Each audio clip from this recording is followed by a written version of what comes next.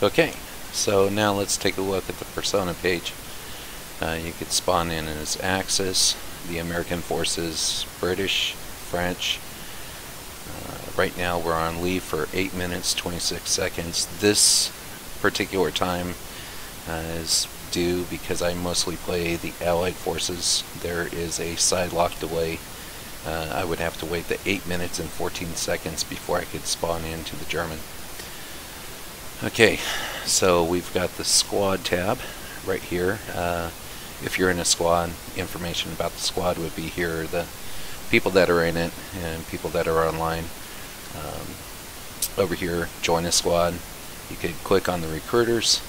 Right now, no squads are currently recruiting. Please try again later.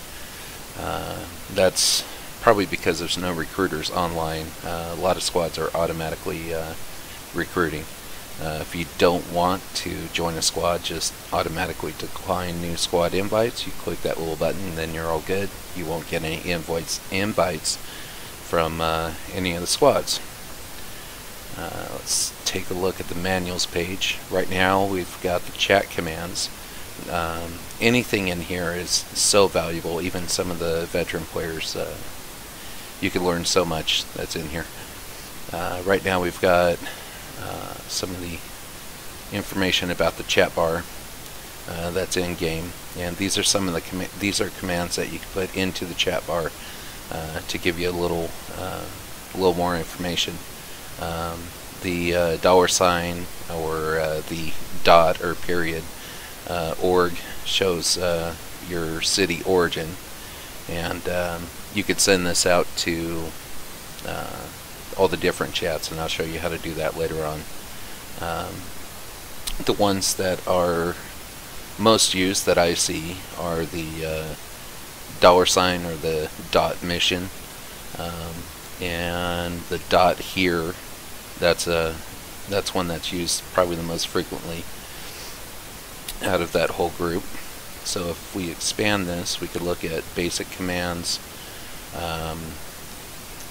Dot report obviously sends a report to GMs online and CRS via email. If you're having a problem in the game, if you're seeing some weird things in the game itself, or even if a player looks like he's using an exploit or a cheat, you could dot report that, put a little message in the chat, after do the dot report, and then hit the space bar, and then whatever message you want to send to the game moderators.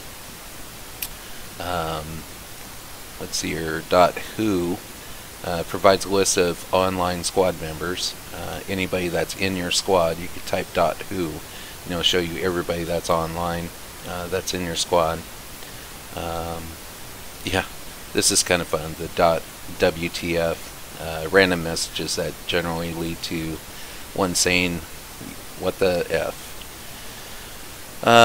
Let's see here. Communication. .ignore.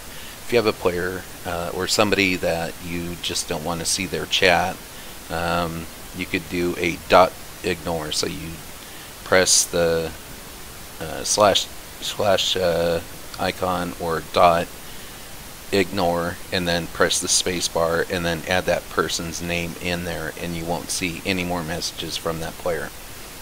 The .m, this sends a private message to a specific player. Doesn't matter if they're in your mission, on your target, if they're online and on your side, the Axis or the Allies.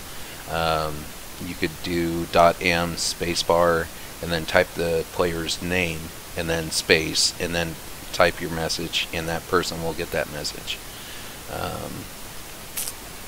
Let's see here. .r. So say you messaged that person and they responded to you. You can respond back to them instead of doing the typing the .m and then their player name. You type .r and then the space bar, and their name will automatically come up in the text, and then you could start typing your message. So that's the communications. Mission commands. Backup leader, if you're a mission leader and you want a specific person to take command of that mission. You do dot backup leader and then the player's name. Always do a spacebar after dot backup leader space player's name space, and then you're good. Auto leader, you could turn your auto leader on and off if you don't want to take lead of a mission automatically. If the mission leader despawns and goes to a different mission, auto leader, it goes to the next person in line, usually in rank. And if you don't want to be named as leader of that mission, you could just do auto leader off, and then you won't be able to, or then you won't be ordered to be commanded that mission. Anyway, you could read through these. The squad commands, mostly for the higher up levels of your squad, to promote a player, recruit a player, recruiting on and off, squad leadership, blah blah blah. And then of course the high command. Now the high command is a voluntary group of players that volunteer their time to help promote the game and make sure there's supply to battle with and select which towns to attack. There's a lot of different things that's going on with the high command, and these are some of the commands for the HC. We call them HC controls. Let's see here. Now here's one that anybody could do, .hc, and it'll just and then you just hit enter, and that will display all the high command members that are online at that moment, as well as their brigade assignments, which isn't too detrimental in this point of the game. If you do the .hcl, you don't have to type the whole list word, but HCL, that'll display all the high commands without their brigade assignments.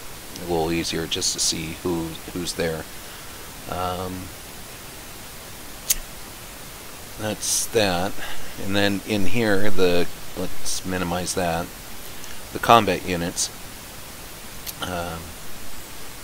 Expand that. Now you could go into any branch. Like say I wanted to take a look at the German army. The army is right here. Let's expand that. And here's a list of all the equipment for the German army. So let's say we wanted to take a look at a Tiger. See what there's a Tiger. So here it gives you a image of the Tiger, and then of course the various information about it, armament, and then in here is a description. Now a lot of this is historical, but they do give you some information about that unit and how to use it in the game. Like those, let's see here. Facing an enemy will make you almost invulnerable to all but the very best Allied anti-tank guns. Basically those 76mm or in caliber, or the high velocity 6-pounder if it gets close enough to you. So anyway, you're going to want to kind of, if you're playing a Tiger, you're going to want to stay kind of out in the ranks. You've got a really good range with this tank. If you let a tank come in its sights of you within 700 meters or so, you're going to be up the creek. But anyway, then once again, if you want to really get into the game, start reading into this, and it's on everything. Sniper, let's see here, there it is. Sniper. Anyway, you could look at anything in here and learn more about the units themselves. And of course, Americans, you could look at the American forces. Their equivalents to the Tiger would be the Sherman 76. So once again, gives you the basic information up there. But if you have time, go through and read these. It'll give you some hints on how to play that unit. Doesn't matter if it's an infantry unit or vehicle unit, airplanes, Navy. Good information here.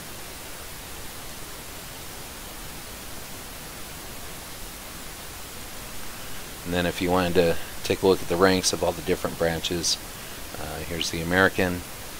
Tells you all the different, the Army, Air Force, Navy. Here's all the high command ranks.